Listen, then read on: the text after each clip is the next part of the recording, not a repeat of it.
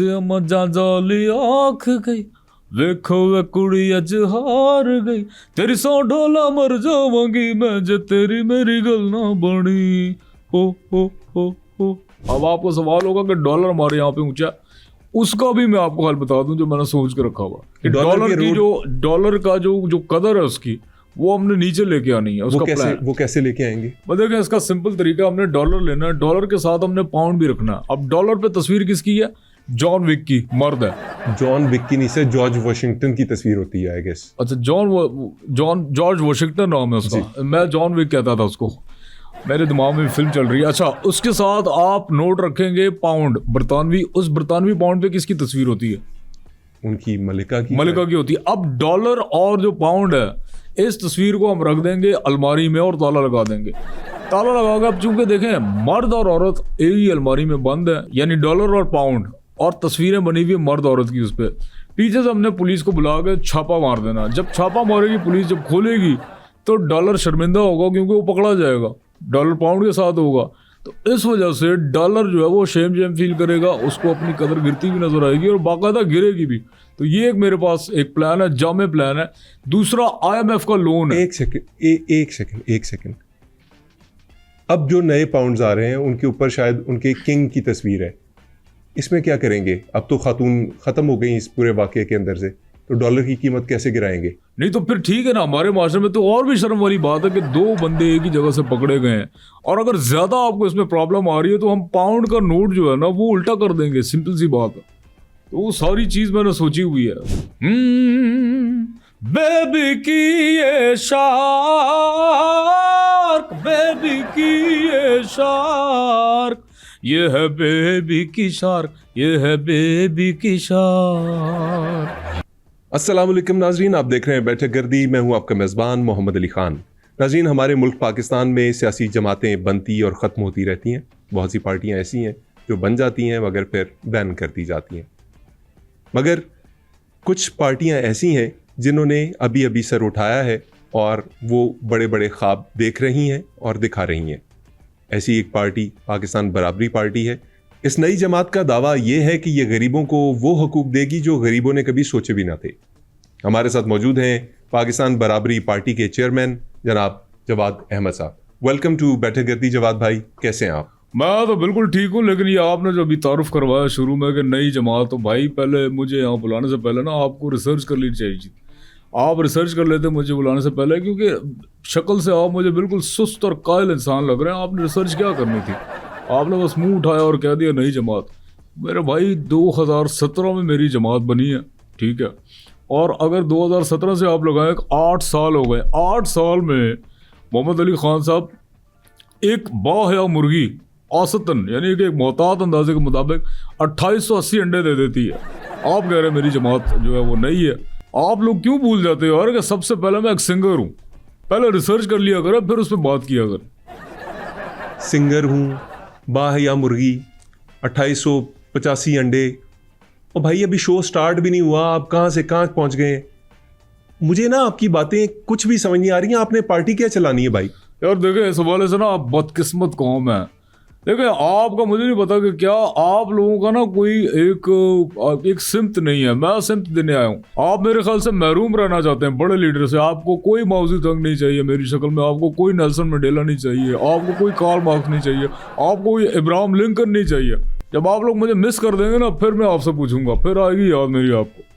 आसमान रहे ज़मीन। एक सेकंड जवाद भाई, बातें कर रहे हैं आप पाकिस्तान के ऊपर हुक्मरानी करने की, और मिसालें हैं आपकी सारी इंटरनेशनल। आपके पास कोई पाकिस्तानी मिसाल नहीं थी? देखो मोहम्मद अली खान, मेरा गेम ना थोड़ा सा बड़ा है। मैं बिगर पर्सपेक्टिव से देख के ना चीज़ों को लेके चलो। पाकिस्तान की जहाँ तक हुक्मरानी की बात है तो भाई पाकिस्तान में मेरी हुक्मरानी, आप 100 में से परसेंटेज निकाल लें, पाकिस्तान में 5% मेरी जो है वो हुक्मरानी होगी। मतलब 5% पूरे पाकिस्तान में काउंट होगी। वो असल जो मेरा मकसद है ना वो है आपका जो ये बड़े दिमाग है ना, बड़े ख़ानदान, 7 बड़े ख़ानदान है, रॉथस्चाइल्ड और इंक्लूडिंग और जो भी हैं, इनकी मोनोपोली को तोड़ना है। और मैं सही बताऊं कि इतना बड़ा गेम मैं अपने दिमाग में बना के बैठा हूँ। ये न्यू वर्ल्ड ऑर्डर चला, आप देखना आपका भाई आपको देगा बना के। और उस हवाले से करेंसी के हवाले से भी मेरी जो है वो बात चल रही है। शालमी में आशी प्रिंटर है, उनके साथ मेरी करेंसी की बात चल रही है। तो एक नुक्ता है जहाँ पे बार्गेन करते हुए ना थोड़ा इख्तलाफ पैदा हो रहा है। आशी प्रिंटर से आप क्या करेंसी छपवा रहे हैं? हाँ, करेंसी छपवा रहा हूँ, क्योंकि न्यू वर्ल्ड ऑर्डर जब मैं करूँगा जाहिर सी बात है मेरी ही तस्वीर वाला नोट चलेगा। प्रॉब्लम क्या आ रहा है इसमें? प्रॉब्लम ये हो रहा है कि आशी प्रिंटर वाले कह रहे हैं कि जवाब भाई ठीक है हम करेंसी आपको बना देंगे, लेकिन 1 रुपये का हम आपसे 2 रुपया चार्ज करेंगे। यहाँ प्रॉब्लम है, बाकी कोई प्रॉब्लम नहीं है। मकसद क्या है इस सारी बात करने का? यार क्या अजीब चोमू आदमी हो यार, तुम्हारा क्या IQ लेवल है? तुमसे अच्छा IQ लेवल तो एक रिक्शे वाले का होता है। मैं आपको ये बता रहा हूँ, मकसद सिर्फ एक है कि ये जो 7 दिमाग है ना बड़े, जो दुनिया पे हुक्मरानी कर रहे हैं, रॉथस्चाइल्ड और ये वो सारे इंक्लूडिंग जितने भी हैं, मेरा मकसद ये है कि यार प्राइम फोकस इनकी या तो मैं मोनोपोली हमेशा हमेशा के लिए तोड़ दूं। वाह, बड़ी बात कर रहे हैं आप, बड़ी बात कर रहे हैं। हाँ, या मैं फिर इनके साथ शामिल हो जाऊंगा, क्योंकि देखें 2 रास्तों में से मुझे एक रास्ता लाजमी चुनना पड़ेगा। देखें इससे पहले वो लोग मुझे चुन ले, मैं उन लोगों को चुन लूंगा। आपने एक दावा किया था कुछ दिन पहले, आपने कहा था अगर आपकी पार्टी हुक्मरानी में आ गई तो आप गरीब की तनख्वाह 4 लाख रुपए कर देंगे। ये कैसे मुमकिन है? यार देखें, आपके मुल्क में जितने भी हुक्मरान आए हैं, बुलंद बाग दावे किए उन्होंने, आप उनका जो है वो दावा जो कि सेलेबल होता है वो बिक जाता है। मैंने सोचा यार चलो मैं ज़रा 400 गुना बढ़ के एक दावा दे दूं। गो के चीज़ ना प्रैक्टिकल बिल्कुल है, नॉन प्रैक्टिकल नहीं है, और इसके लिए मैंने बड़ा सोच के रखा है। फी बंदा भी अगर हम लोग कमेटी डाल लें, अगर 100 रुपया भी देता है फी बंदा, तो मुल्क की आबादी देख लो उस हिसाब से फी बंदे मजदूर के जो है घर में तनख्वाह जाएगी, वो मैं दूंगा। लेकिन एक प्रॉब्लम आएगा जो उसको फेस करना पड़ेगा आम आदमी को। कैसा प्रॉब्लम? अगर मैं 4 लाख दे रहा हूँ ना तनख्वाह, तो 3.5 लाख रुपया टैक्स में कट जाएगा। वो क्योंकि पता आपको, जब तक मेरी गवर्नमेंट आनी है, हमने सारी फिजिबिलिटी तैयार करनी है, जब प्रैक्टिकल अब जब होंगे गवर्नमेंट आने के बाद, तो तब तक मेरे ख्याल से महंगाई जो है बामे उरूज पे होगी, तो इस तरह गुजारा करना मुश्किल होगा। तो सारी चीज़ों को देख के मैं चल रहा हूँ, और मैं अपने हिसाब से अपने माइंड में बिल्कुल क्लियर हूँ। और जो 100 रुपया कमेटी पूरे मुल्क के लोगों ने डाली थी, उनकी कमेटियाँ निकलेंगी कभी? कमेटियाँ डालते ही निकलने के लिए है ना, कमेटी डाली है निकल जाए, मतलब कमेटी डाल कर निकल जाए। यार आप अजीब बात करें भाई, आप जब कमेटी डालेंगे तो निकलेगी, जाहिर सी बात है। जो जो कमेटी में शामिल होगा उसकी कमेटी निकलेगी, और मैं उसका चेक एंड बैलेंस खुद देखूंगा, अपने सुपरविजन में होगी सारी चीज़ें। तो एक अच्छा मैनिफेस्टो, अच्छा मंशूर लेके मैं चलाऊँ, और मंशूर मेरा कोई इतना आसान भी नहीं है। मैंने पहले मंशूर बनाया था तो वो 1 सफ़े का था, तो बड़ा छोटा था। मैंने कहा यार ये तो लोग बोलेंगे इतना छोटा मंशूर है, ये तो पावर ही पार्टी में छोटी सी पार्टी है। तो फिर मैंने ये किया कि उसके 80-90 सफ़े बन गए, मंशूर मैंने बढ़ा दिया। ज़बरदस्त। तो आपने नए आइडियाज़ अंदर ऐड किए? नहीं, आइडियाज़ नहीं, मैंने उसका फ़ॉन्ट 150 पे कर दिया था। 150 पे जब फ़ॉन्ट किया तो ऑटोमेटिकली फ़ॉन्ट बड़ा हुआ है, और वो मंशूर अब मेरे ख्याल से आपके सामने भी पड़ा है। जी, ये आपने कुछ दिया तो है, ये मैं पढ़ता हूँ आपका मंशूर। आसमान रहे ज़मीन रहे, कुछ मज़ाज़ानी आँख भी। यार जवाद भाई, ये एक पेज के ऊपर सिर्फ साइकिल क्यों लिखा हुआ है? यार देखें, वो असल में आगे इसमें लिखा हुआ है, ये आपको मुझे पता है मायूब लग रहा होगा, वो फॉन्ट बड़ा है ना। असल में साइकिल जो है वो आपको लग रहा होगा, इसके आगे मैंने लिखा है साइकिल हर बंदा चलाएगा। यार ये वैसे फॉन्ट बड़ा करने वाला आइडिया इतना अच्छा नहीं था। मतलब मुल्क के कम से कम कोई 2-3 लाख रुपए तो आपके मंशूर के इस कॉपी के ऊपर लग गए हैं। नहीं, मामला तो देखे ना, एक जमात के फंड्स भी हैं और खर्चे भी, अखराजात हैं, इलेक्शंस आएंगे, उसके अंदर भी सारी चीज़ें करनी पड़ेंगी, तो आउट ऑफ द बॉक्स जाके वो चीज़ें मुझे करनी पड़ रही हैं। अच्छा, मंशूर की बात हुई है तो फिर मंशूर पे बात कर लेते हैं। मुल्क के अंदर एक तनकीद होती है कि हुकूमतें जो है वो इम्पोर्ट एक्सपोर्ट्स को कंट्रोल नहीं कर पाती। क्या तरीक़ाकार आप वज़ा करेंगे जिससे इंपोर्ट और एक्सपोर्ट का जो फ़र्क है उसको कंट्रोल किया जा सके? देखिए, इसके लिए मेरे पास एक जामे प्लान है। जामे प्लान वो इस तरह है कि यार हमने एक बनाया हुआ है कि आपके मुल्क में जो चीज़ बनेगी ना वो फेक हो। हमारा जो डेफिसिट है उसको कैसे कंट्रोल करेंगे? आप पाकिस्तान के अंदर, अभी आपने बात की कि आप मुल्क में फेक्स बनवाएंगे, चीज़ें सारी जो इंटरनेशनल आती हैं पाकिस्तान के अंदर उनको फेक्स बनवाएंगे। अच्छा, फेक्स मैंने अगर जिक्र किया ना तो नॉट दैट वाला फेक अच्छे वाला मैंने वो आपको बताया। अच्छे वाला वो हम फेक करें, क्या अच्छे होता वाला है? फेक। अच्छे वाला फेक क्या होता अच्छे वाला ये होता है जैसे अब एक इन्विक्टस का एक डब्बा आता है परफ्यूम का, वो 1,20,000 का ओरिजिनल, हम उसकी कॉपी बना लेंगे, वो जो कि 2,500 में आपको मिल जाती है और सेम रिजल्ट देता है। अच्छा, ऐसे ही हर चीज़ की, मतलब कोई चॉकलेट अगर बाहर से इंपोर्ट होती है, हम जाली चॉकलेट बनाएंगे। इसी तरह हम अगर बाहर से कोई दवाई आती है तो हम जाली दवाई बनाएंगे। आप ये कहना चाह रहे हैं? देखें ये सारी बातें आपका सवाल अपनी जगह ठीक है। देखें इतनी फेक्स की जब बहुतात होगी ना, तो इतने ब्रांड्स के ऑप्शंस लोगों के पास आ जाएंगे, वो जो ओरिजिनल ब्रांड्स है ना वो उससे हट जाएंगे, वो सारी यही चीज़ें खरीदेंगे क्योंकि वो कंफर्टेबल होंगे इस चीज़ में और वो आदी हो जाएंगे इस चीज़ को। तो हमें हमारी बरामदात भी ठीक हो जाएंगी, दरामदात भी ठीक हो जाएंगी, हमारा डॉलर, अब आपको सवाल होगा कि डॉलर हमारे यहाँ पे ऊंचा, उसका भी मैं आपको हल बता दूं जो मैंने सोच के रखा हुआ कि डॉलर का जो कदर है उसकी, वो हमने नीचे लेके आनी है। उसका प्लान वो कैसे लेके आएंगे? देखें इसका सिंपल तरीका, हमने डॉलर लेना है, डॉलर के साथ हमने पाउंड भी रखना है। अब डॉलर पे तस्वीर किसकी है? जॉन विक की, मर्द है। जॉन विक की नहीं से जॉर्ज वॉशिंगटन की तस्वीर होती है आई गेस। अच्छा, जॉर्ज वॉशिंगटन नाम है उसका, मैं जॉन विक कहता था उसको, मेरे दिमाग में फिल्म चल रही है। अच्छा, उसके साथ आप नोट रखेंगे पाउंड बरतानवी, उस बरतानवी पाउंड पे किसकी तस्वीर होती है? उनकी मलिका की होती है। अब डॉलर और जो पाउंड है, इस तस्वीर को हम रख देंगे अलमारी में और ताला लगा देंगे।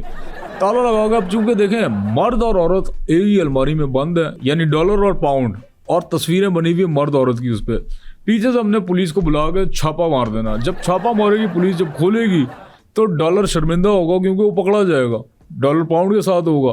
तो इस वजह से डॉलर जो है वो शेम फील करेगा, उसको अपनी कदर गिरती हुई नजर आएगी और बाकायदा गिरेगी भी। तो ये एक मेरे पास एक प्लान है, जामे प्लान है। दूसरा IMF का लोन है। एक सेकंड, अब जो नए पाउंड्स आ रहे हैं उनके ऊपर शायद उनके किंग की तस्वीर है, इसमें क्या करेंगे? अब तो खातून खत्म हो गई इस पूरे वाकये के अंदर से, तो डॉलर की कीमत कैसे गिराएंगे? नहीं तो फिर ठीक है ना, हमारे माशरे में तो और भी शर्म वाली बात है कि 2 बंदे एक ही जगह से पकड़े गए हैं, और अगर ज्यादा आपको इसमें प्रॉब्लम आ रही है तो हम पाउंड का नोट जो है ना वो उल्टा कर देंगे, सिंपल सी बात।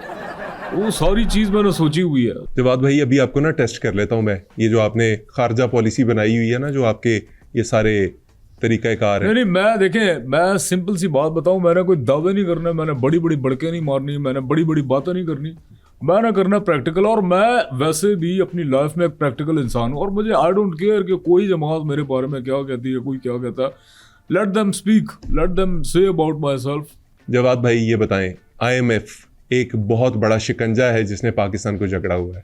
हमारे बहुत से जो मसाइल हैं हम समझते हैं कि IMF की वजह से हैं। हमारी जो बिजली की कीमतें हैं, तेल की प्राइसेस हैं, और भी बहुत सी चीजें, वो IMF कंट्रोल करता है। सारा उसके साथ लिंक्ड है ना। उसे कैसे आप जान छुड़ाएंगे? हमें अगर पैसे चाहिए और IMF से भी बचना है तो क्या करेंगे? अच्छा, आप आइडिया सुन ले। देखिए, ये आइडिया मैंने अपने लिए रखा था लेकिन चूंकि अब मैं देखें गवर्नमेंट को मुश्किलात तो हैं, मैं उसके लिए हल मैं दे रहा हूँ। अब इससे आप अंदाज़ा लगा रहे हैं मेरे दिल में कितनी एक पाकिस्तान की तरक्की के लिए एक मुहब्बे वतनी है। बेशक। तो मैं ये आइडिया दे रहा हूँ, आपने IMF पे 2 लोग भेजने। 2 लोग? हाँ, वो जो लोन देती हैं, जो खातून है IMF वाली, I don't know her name, पता नहीं वो रिसेप्शन पे होती है क्या होती है, वही देती है पैसे पूछे। आप उसके पास जो है 2 बंदे भेजेंगे पाकिस्तान से। अच्छा, मेन टॉकर जो होगा ना उसको आपने जाके भेजना है, वो उसकी साथ उसके ही होगा।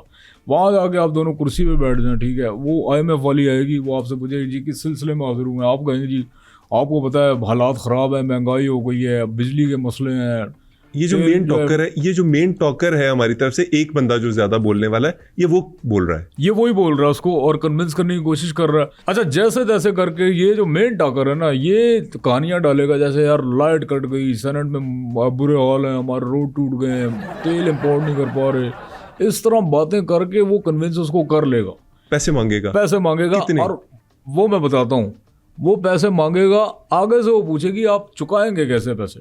अच्छा, ये वाला जो बंदा ना, ये से पूछेगा बीच बीच में कि यार टाइम क्या हो रहा है, ये मामला तय होगा। सॉरी, ये दूसरा बंदा जो है ये किससे टाइम पूछेगा? मैनेजर से? ये इस बंदे से पूछेगा क्योंकि ये 2 साथ गए ना। अच्छा, ठीक है। अच्छा, ये कहानी आपको यहाँ तक समझ आ गई। अब क्या होगा, बीच में इसको आ जाएगा बेगम का फोन, ये फोन लेने आएगा। वो लोन जब तक पैसे लेने गई होगी औरत, ये वाला बंदा फोन सुन के आएगा, वो ब्रीफ केस लाएगी। ये बंदा जो है ना जो साथ गया हुआ है, मेन गेम इसका। अब ये ब्रीफ केस उठा के चुपके से निकल जाएगा। ये बंदा फ़ोन करके वापस आए और बोले जी मेरा पैसा, ब्रीफ केस लोन मेरा 1 ट्रिलियन आपने मांगा होगा, तो उस औरत की आंखें फटी की फटी रह जाएंगी, यार अभी तो आपको दिया है, वो आपके साथ जो बंदा आया था। तो ये वाला बंदा बोलेगा यार कितने गलीज लोग हो तुम लोग, 2 नंबरिया कर रहे हो, वो तो मेरे साथ ही नहीं था, वो तो सिर्फ टाइम पूछ रहा था। तो आप लोन मुझे दें, ठीक है, या आप ज्यादती करेंगे, वो मैं नहीं जानता आपने किसको दिया है, लेकिन मेरे साथ वो बंदा नहीं था। वो औरत अपना पिटती रहेगी, वो मजबूरन फिर आपको 1 ट्रिलियन आपको दे देगी। यहाँ से आप आगे जब पैसा आपके पास आ जाए तो आप वर्ल्ड बैंक का या IMF का जो भी है, तो IMF को शक भी होगा कि यार ये आप लोन वापस कैसे कर रहे हो। तो आप कहते ना यार हमने कमेटी डाली हुई थी, ये उसके पैसे हैं जो हम आपको उतार रहे हैं। तो ये एक आसान सा हल मेरे जामा प्लान मेरे दिमाग में था। IMF से आप इस तरह जो है वो जान छुड़ा सकते हैं। पानी पी अच्छा, लें थोड़ा सा। बातें मैंने की या थक आग गए। पानी पी लेते हैं थोड़ा सा। मैं इसलिए बता रहा हूँ, इस मुल्क की कर्जों से जान छूट गई है बैठे बैठे। नहीं, पॉलिटिक्स करना आसान नहीं है, क्योंकि मुल्क को अगर आगे लेके चलना है, मेरे पास तो एक से एक ग्रेट आइडिया है। जबरदस्त। और ये जो कुशादा दिमाग होते हैं, ये आइडियाज उनके ही जहन में आते हैं। आपको पता है, आपका ये आइडिया सुन के मेरे ये रोंगटे खड़े हो गए। आपके बूस बम्स खड़े हो गए, मुझे पता। कमाल है। मुल्क का एक और मसला है, मैं चाहूंगा मुल्क का कोई एक मसला हो तो मैं बताऊं। देखिए, मैं पॉलिटिक्स में क्यों आया हूं, हालांकि मैं सबसे पहले एक सिंगर हूं। पॉलिटिक्स में इसलिए आया हूं कि जो मुझे आम आदमी का दुख है, तकलीफ है, बराबरी नहीं है, बराबरी होनी चाहिए। बिल्कुल आपने कहा है बराबरी पार्टी। मैं बड़ा बोल नहीं कह रहा, जब वर्ल्ड पे हुकूमत मेरी होगी, मैं यकीन जाने मैं कोई भेदभाव नहीं करूंगा। मैं खुद जो है ज़मीन पे बैठ के अपने मजदूर के, अपनी आवाम के साथ खाऊंगा, फिर चाहे वो मेरी आवाम कहीं से भी हो, फिलीपीन से हो, बांग्लादेश से हो, चाइना से हो, अमेरिका से हो, लातीना से हो, जहाँ से भी हो, आई डोंट केयर। मैं उनके साथ बैठ के उनके ही साथ खाऊंगा ज़मीन पे। ये तो वो होगी बराबरी। ये तो पूरी दुनिया पे हुक्मरानी वाला प्लान बता रहे हैं ना आप। अभी हम सिर्फ पाकिस्तान, और यही नहीं, मैं पूरी दुनिया पे जब मेरी हुकूमत हो जाएगी, मैं दुनिया पे एक मेन गेट भी लगा दूंगा बड़ा सा, ताकि कोई यार इंटरफेरेंस ना करे फजूल में। इंटरफेरेंस इन द सेंस के यार जैसे एलियंस भी एग्जिस्ट करते हैं, उन्होंने भी कभी ना कभी आना, क्योंकि ऊपर से देख के बोलेंगे आवाज़ जवाद की हुकूमत आ गई है, आप कुछ करते हैं। और इस चीज़ को भी ब्रेक करने, इस चीज़ को रोकने के लिए मुझे ये मेन गेट लगाना पड़ेगा। बिल्कुल सही है, गेट लगेगा, ज़रूर लगेगा। लेकिन अभी जो एक मसला पाकिस्तान का ज़ेर गौर है, वो आबादी का मसला है। आबादी के मसले को कैसे टैकल करेंगे आप? देखिए, अब चूंकि मैं यहाँ पे आऊँ तो मैं आपको सारे इसके हल बताऊंगा, जो जो मेरे पास, मेरे जहन में, मेरे मैनिफेस्टो में शामिल है, जो हमने करना आगे इन फ्यूचर जाके। आबादी को कंट्रोल करने का एक ही तरीका है। देखें, आबादी ऑलरेडी हमारी काफ़ी ज़्यादा बढ़ गई है। आपको पता है कि लाहौर नहीं रहा, कराची नहीं रहा, फैल गया है। मतलब कराची हैदराबाद को बस चुम ही देने वाला है, टच होने वाला है। लाहौर को भी आप देख लें, मांगा तक पहुंच गया। कहाँ तक बात जा रही है? पहले लाहौरी जो है वो अंदरून को ही समझता था, अब जो है उसके गिरद नवा के जो इलाके मज़ाफ़ाती, उनको भी अब लाहौर के अंदर ही उसको शामिल कर लिया। तो ये शहर में बड़े जो है हमारे बढ़ रहे हैं आबादी की वजह से। हाल मैंने ये निकाला कि मैंने ना तकरीबन अगर हमारी आबादी 30 करोड़ है, लेट सपोज, तो मैंने कम से कम 20 करोड़ घर बनाने, और घर सारे शीशे के होंगे। शीशे के जब घर होंगे तो आबादी नहीं बढ़ेगी, क्योंकि सारा दिख रहा होगा बाहर से, हिम्मत ही नहीं पड़नी। कैसा? ओ यार, तुमसे आबादी नहीं बढ़नी चाहे शीशे का घर ना भी हो, आप इस काबिल नहीं है। मुझे शीशे के घर की समझ नहीं आ रही। एक चीज़ और उसमें फ़ायदेमंद है, देखें, हम विटामिन डी की कमी का शिकार हैं, वो भी शीशे के घर से हमारी पूरी होती रहेगी, क्योंकि जैसे ही सूरज तुलू होगा, उसकी किरणें जो हैं, शुआएं, वो आपको आपके बदन पे लगेंगी, आपको एनर्जी मिलेगी, आपकी हड्डियाँ मजबूत होंगी, फिर आप खेलें कूदें जो करें। नहीं, एक सेकंड, ये शीशे के घर से वो जो मजदूर हैं, जो ईंटें बनाते थे, जो ईंटें लगाते थे, वो कहाँ जाएंगे? हम उनको स्किल देंगे, हम उनको शीशा बनाना सिखा देंगे। मैं ना बड़ा अलग किस्म का सोच के चल रहा हूँ कि जो मेरे जहन में, जो मैंने इस मुल्क को देना, इस कौम को देना। 1 मिनट यार, 30 सेकंड मिल सकते हैं? जी प्लीज। उत्से मजा जाली आँख गई, वेखो वे कुड़ी अज हार गई, तेरी सौ ढोला मर जावांगी मैं, जे तेरी मेरी गल ना बनी। हो हाँ, कंटिन्यू करें। सवाल क्या? ये आपने बीच में गाना क्यों गाया? यार देखो, आप लोग पता नहीं क्यों भूल जाते हो कि मैं पॉलिटिशियन बाद में हूँ, मैं कोई एंटरप्रेन्योर बाद में हूँ, मैं फिलैंथ्रोपिस्ट बाद में हूँ, सबसे पहले मैं एक सिंगर हूँ। कोई और सवाल अगर आपका उल्टा सीधा अगर हो तो पूछ लें। आया हूँ। एक इशू है, उसके हवाले से बात करना चाह रहा हूँ, अगर आप इजाजत दें तो। मंशूर में भी आपके उसके जिक्र है। नहीं, आप इतने क्यूट नहीं है कि इजाजत दें, तो अच्छे बनने की कोशिश ना करें, आप सवाल कर लें जो करना। जवाद भाई ये बताइए कि एक बड़ा मसला पाकिस्तान के अंदर जो है बेरोजगारी का। अब किया ना सवाल आपने। वैसे लोग बड़े अजीब अजीब मुझसे सवाल करते हैं, लेकिन ये एक आपने सवाल किया, क्योंकि इस सवाल का जवाब देना भी जो है मैं समझता हूँ बहुत ज़रूरी है।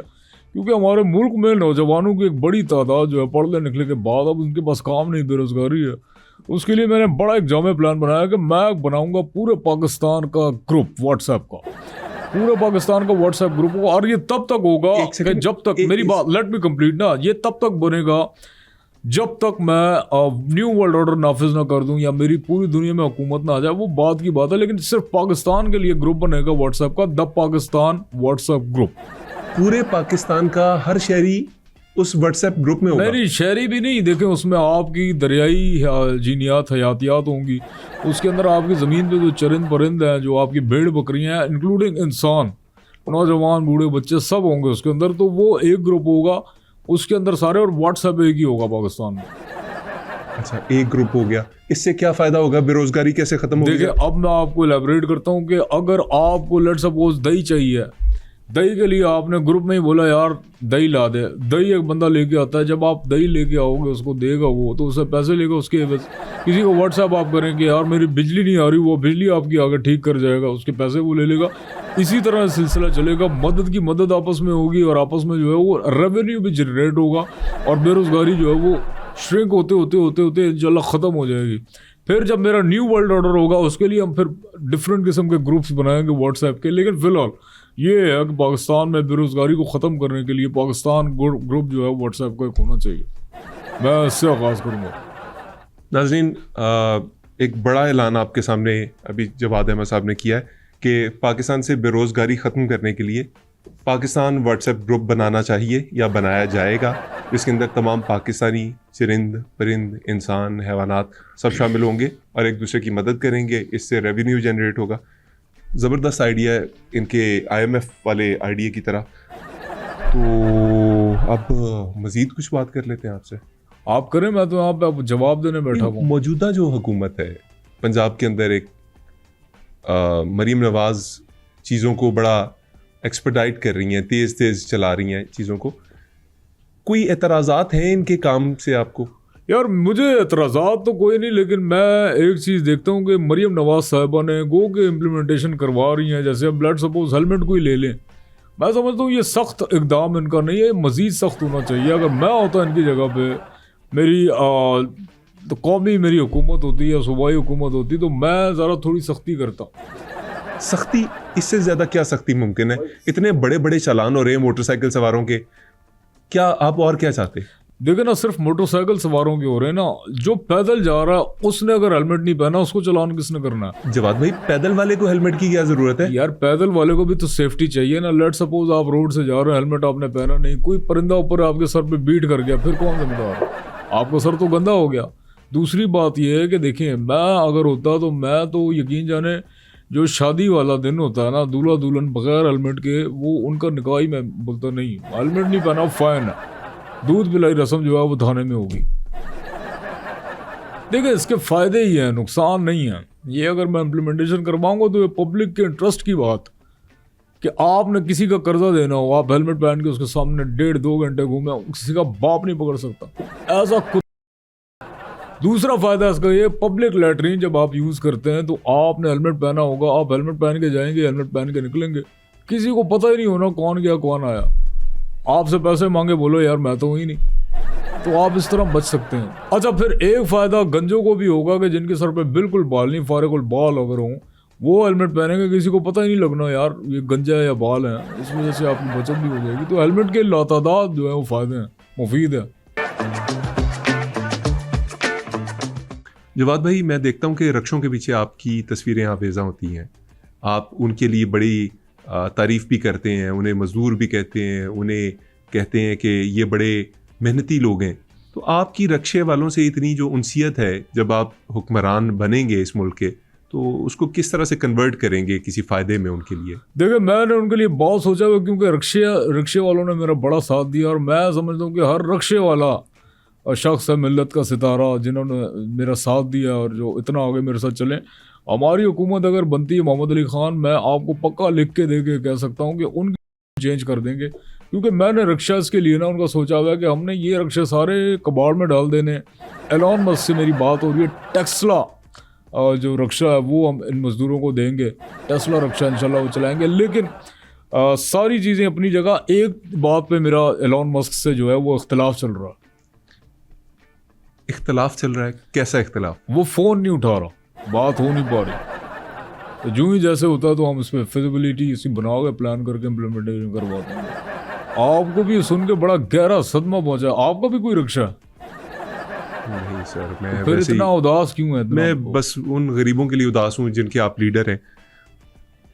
जवाद भाई, अच्छा, बिजली, मैं सिर्फ गरीब का लीडर नहीं, मैं अमीर का भी हूँ, अशराफिया का भी लीडर मैं हूँ, और गरीब तबके का भी लीडर मैं हूँ। बिल्कुल बराबरी है ना हर तरफ। हर और तरफ वैसे बराबरी है। वैसे भी जब बराबरी आप आ जाएंगे तो फिर अमीर गरीब तो रहेगा ही नहीं ना, नहीं कुछ। रहेगा, बिल्कुल नहीं सब रहेगा। एक बराबर हो जाएंगे। यार मैं इतनी बड़ी बात कर रहा हूँ कि मैं गरीब के साथ नीचे बैठ के खाना खाऊंगा। नहीं, आप उसके ये साथ। कह रहे हैं ना आप गरीब के साथ नीचे बैठ के खाएंगे, आप ये तो नहीं कह रहे आप सबके साथ बैठ के खाएंगे। जब आप ये लफ्ज अदा कर रहे हैं कि मैं गरीब के साथ बैठ के खाऊंगा, तो इसका मतलब है गरीब तो रहा ना। नहीं, ये आप फंसाने वाली बात कर रहे हैं, ये बकवास गलत सवाल आप कर रहे हैं, ये बनता ही नहीं। बात ठीक कह रहा है वैसे। अच्छा, आगे क्या सवाल है? सवाल ये है कि लोड शेडिंग, बिजली की पैदावार इस मुल्क के बड़े पुराने मसले हैं, इनके ऊपर क्या काम करेंगे? देखें, एक तो मैं आपको बताऊं, ये बिला वजह फजूल में IPPs के जो जाल में फंसे हुए थे ना, अब भी पता नहीं कुछ है मामला। आप यकीन करेंगे, बंद IPPs का अरबों खरबों रुपया जो है वो दिया गया। बिल्कुल। देखो, आइडिया मैं इसलिए बता रहा हूँ कि मैं मुखलिस हूँ इस मुल्क से, मैंने अपने लिए रखा था, लेकिन चलो हुकूमत के या हमारे मुल्क के फ़ायदे में हो, लोगों के फ़ायदे में हो। ये आइडिया जो मैं बता रहा हूँ, मैं खुद इम्प्लीमेंट इस पर कर चुका हूँ। आइडिया इस मुल्क में अगर आप कोई चीज़ निकलती है ना, गवर्नमेंट उस पर काबिज हो जाती है। जैसे लेट्स सपोज आपके घर के ज़मीन से अगर सोना निकलता है, वो आपकी मलकियत नहीं है। तेल निकलेगा, आपकी नहीं है, वो हुकूमत की है। इसी तरह बिजली भी अगर निकल आई ना, तो वो हुकूमत आपसे ले लेगी। लेकिन मैंने जो कि छुपाई हुई है, मेरे खुद के 2 फ्रिज घर के उसी बिजली पे चल रहे हैं जो मैंने इन्वेंट करवाई है। सोलर नहीं, ईल आपके मुल्क में वाफर मिकदार में फजूल फारग घूम रही है। आप उससे जो है करंट लें और बैटरी में सेव करके चलाएं ना। आपको सोलर का मसला, ठंड भी आ गई, सर्दियां भी आ गई, सूरज नहीं होता, शमसी तवानाई की नीड नहीं है। ईल को आपने बस उसको तपाना है, उसके बाद उसने करंट छोड़ना है, टच करना उसको, उसके बाद वो आपने करंट सेव करके आपने अपना। मैं 2 फ्रिज मैं बता रहा हूँ ना, अभी गर्मियाँ दोबारा आ जानी है, तो रूम कूलर भी मैं सोच रहा हूँ उसी पे एक ऐड करके चलाऊँ।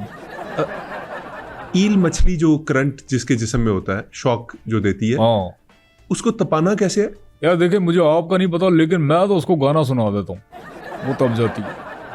अब आई डोंट नो क्यों तपती है, लेकिन फ़ायदा हो रहा है, बेफजूल बात नहीं हो रही ना, वो बिजली देती है मुझे। जवाद भाई, इस मुल्क के जो हुक्मरान हैं उनके प्रोटोकॉल्स ये बड़ा तंग करते हैं लोगों को। ये बताइए कि आप जब हुक्मरान बनेंगे तो आपकी जो काबीना होगी, आपके जो अशराफिया होंगे, आपके जो बड़े बड़े लोग होंगे जो मुख्तलिफ पोजीशंस पे बैठे होंगे, वो कैसे ट्रैवल करेंगे, क्या चलेगा? यार देखिए, सबके लिए ना मैंने बंद कर दिए हैं ये लैंड क्रूजरें, ये कॉन्वॉय और ये प्रोटोकॉल्स और फलाना ढमकाना, ये सब बंद हो जाएगा। मेरे काबीना में जो भी होगा वो रक्शे पे जाएगा, और रक्षा चूँकि खुला हुआ होगा, आपको सारी चीज़ ट्रांसपेरेंट नज़र आएगी कि यार देखो, अगर एक बड़ा मिनिस्टर भी जा रहा है तो वो लोगों को दिख रहा है, और इसमें एक अपनाइयत होगी। यार देखो यार, अवाम के साथ है एक मिनिस्टर, वो देखो किसी प्रोटोकॉल में आप बड़ी गाड़ी में नहीं जा रहा, तो ये फ़र्क होगा। रक्शे से आपको सारा नज़र आ जाएगा। कोई बाबा अगर सड़क क्रॉस कर रहा है, उसके लिए प्रोटोकॉल बाकायदा रक्षा रुकेगा, वो गुजर जाए वहाँ से। तो इस तरह की चीज़ें मैं लेके आने वाला हूँ जो मेरे दिमाग में है, क्योंकि इम्प्लीमेंटेशन मैंने ही करानी और यही बराबरी है। अब देखें, जैसे होता था ना कि कोई मिनिस्टर या किसी मिनिस्टर की गाड़ी जो आम ओहदे पे होता होगा, तो वो जब गाड़ी टकराती है आम रक्शे से, तो वो उतर के चपेट मारता है रक्शे वाले को। यहाँ पे उलट होगा, कोई मिनिस्टर अगर रक्शे में अगर जा रहा है और आम शहरी अपनी गाड़ी में आया और रक्शा टकरा गया, उस शहरी ने निकल के मिनिस्टर को चपेड़े मारनी है। तो ये बराबरी एक आम शहरी जो है वो अपने हुक्मरान से पूछ सकता है, उसका मुहासबा कर सकता है। और बड़ी बात नहीं कर रहा, देखें मेरा गिरबान भी हाजिर होगा। अगर मैं भी कोई चीज़ करता हूँ तो I am answerable to you, आप मुझसे पूछ सकते हैं, मैं हर चीज़ का आपको जवाब देना वो जायज़ समझता हूँ और मेरा आपका हक है मुझसे पूछना। मतलब आपको इस्तिस्ना नहीं होगा? मुझे इस्तिस्ना बिल्कुल नहीं होगा, लेकिन एक चीज़ मुझे होगी जो कि बहुत इंपॉर्टेंट है, क्योंकि अगर वो एक चीज़ नहीं होगी तो मेरा फिर गवर्नमेंट को रन करने का कोई फ़ायदा नहीं होगा। वो क्या चीज़ है? ये मुझे चाहिए बस, ये मेरे पास हो, बाकी मुझे कुछ नहीं चाहिए। I don't need anything. ये क्या होता है? यार जो भी होता है बड़ा मुश्किल है, लेकिन यही है। जवाद भाई, डिजिटाइजेशन का दौर है, दुनिया एआई की तरफ जा रही है, सोशल प्लेटफॉर्म्स की तरफ जा रही है। बिल्कुल, हाँ, तेजी आ गई, क्रिएटिविटी हो गई, जिद्दत आ गई है, हम बहुत आगे निकल चुके हैं, दुनिया आगे निकल चुकी है। आपके क्या प्लान्स हैं? यार मेरे अभी कोई 2-3 गाने एआई पे मैंने बनाए और बड़े अच्छे बने, और मैं उससे मुस्तफ़ीद हो रहा हूँ, क्योंकि मैंने आपको बताया ना, सबसे पहले मैं सिंगर हूँ, बाद में मैं एंटरप्रेन्योर हूँ या फिलंथ्रापिस्ट हूँ या फिर पॉलिटिशियन हूँ, तो मैं खुद इससे इस्तिफादा करूँ। बाकी सवाल क्या था आपका? सवाल ये था कि डिजिटाइजेशन का दौर है, सोशल मीडिया प्लेटफॉर्म्स का दौर है, आपके दौरे हुकूमत के अंदर उससे कोई फ़ायदा उठाया जाएगा? मैंने सोचा था कि जब मैं वज़ीर आज़म बनूंगा तो मैंने वीडियो यूट्यूब पे अपलोड करनी है अपने गाने की, और हर पाकिस्तानी पे फ़र्ज़ होगा कि जैसे ही मैं अपलोड करूं वो हर पाकिस्तानी मेरा वीडियो देखे, उससे रेवेन्यू जनरेट होगा। और उसमें सबसे पहले मैं लॉन्च करूंगा बेबी का, बच्चों के लिए मामला, क्योंकि बच्चों के व्यूज़ और रेवेन्यू उसका बहुत ज़्यादा, उसके लिए मैंने गाना भी लिखा हुआ, सोचा हुआ भी है, तो वो मैं आपको सुना देता हूँ अगर आप कहें। ज़रूर सुनाएं। बेबी की ये शार्क, बेबी की ये शार्क, ये है बेबी की शार्क, ये है बेबी की शार्क। आप देखना जब ये गाना चलना है और इतना व्यू आना है, और एक बच्चा आपको पता है कि एक ही वीडियो को 100 बार देखता, आप रेवेन्यू इमेजिन करेंगे उससे हम पाकिस्तान के कितने मामलात हल करेंगे, पुल बनेंगे, आपकी सड़कें बनेंगी, गुर्बत आपकी दूर होगी, बेरोजगारी जो है ख़त्म होगी, आपका मुल्क जो है वो तरक्की की राहों को छुएगा नहीं बल्कि उसको पा लेगा। वो आप मेरा अब सिर्फ वेट करें, आप अपने भाई को सिर्फ आने दें, मैं करता क्या हूँ, मैं तो बहुत कुछ सोच के रखा है। और पाकिस्तान मैंने आपको जैसे पहले भी बताया ना, पाकिस्तान तो 5% मेरा हुक्मरानी का जो है वो इरादा है, लेकिन गेम मेरा वही है कि मैंने जो ये 7 ख़ानदान हैं, बड़े दिमाग हैं दुनिया को चलाने वाले, इनकी मोनोपोली का मैंने जो है वो बंदोबस्त करना। तो बिल्कुल, क्योंकि आप बराबरी के अलंबरदार हैं, आप हर चीज़ में बराबरी चाहते हैं। नहीं, बराबरी बिल्कुल चाहिए, बराबरी बिल्कुल होनी चाहिए। और एक इंसान क्या चाहता है यार कि वो बराबर हो, बराबरी उसको मिले। जवाद भाई, कोई आखिरी पैगाम देना चाहेंगे आप? बस आखिरी पैगाम ये कि यार एक जमात अगर आपके लिए बात कर रही है, तो जो जमात आपके लिए लड़े, सड़कों पे आए, लाठी चार्ज खाए और मुसीबतें बर्दाश्त करे, सोबतें बर्दाश्त करे, तो जवाद भाई, सपोर्ट आपको करना। ये आपकी पार्टी ने कब किया? नहीं, अभी नहीं किया, इन फ्यूचर की मैं बात कर रहा हूँ। ये अगर मामला हम करते हैं तो आपको फर्ज ऐन बनता है कि आप हमें सपोर्ट करें। नाज़रीन, ये थे जवाद अहमद, जिन्होंने बराबरी पार्टी बनाई, लेकिन इनकी बातें बराबरी की नहीं हैं, बहुत ऊपर हैं, शायद इससे भी बहुत ऊपर। इनकी पार्टी को सपोर्ट करना चाहिए, नहीं करना चाहिए, इसके बारे में मैं आपको कुछ नहीं बता सकता, लेकिन मेरी आपसे रिक्वेस्ट है कि हमारे चैनल को सपोर्ट कीजिए, लाइक कीजिए वीडियोस को और चैनल को सब्सक्राइब कीजिए। मुझे और नकली जवाद अहमद साहब को दीजिए इजाज़त। अल्लाह निगहबान। अच्छा, अली खान एक नई कॉम्पोजिशन और भी बनाई हुई है मैंने, वो भी बच्चों के लिए। बच्चों में मेरा फोकस ज़्यादा, क्योंकि इनकी तादाद ज़्यादा है और वो गाने शौक से सुनते हैं। एक नई तर्ज मैंने बनाई है, वो आपको मैं सुना देता हूँ। Oh baa baa black sheep have you any wool, hi oh baa baa black sheep have you any wool, one for the master, one for the dam, one for the little boy who lives down the lane. Oh Baba black sheep, have you any wool? Hi. Oh Baba black sheep, have you any wool? I hope ये बहुत view लेके आएगा, और मैं इस पे आपको पक्की बात लिख के दे सकता हूँ, बच्चा बहुत सुनेगा, ये बहुत सुनेगा। जवाद भाई, आप ये गाना गाते हुए ऐसे क्यों करते हैं?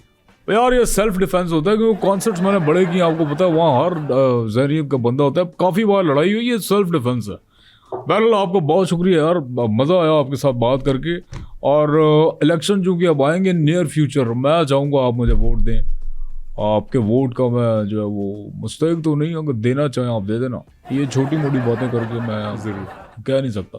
आपको अगर लगे कि यार इस मुल्क को एक लीडर अगर मिल रहा है या मिलने वाला है या चुन सकते हैं, तो आप इस पर गौर करना यार, ठीक है।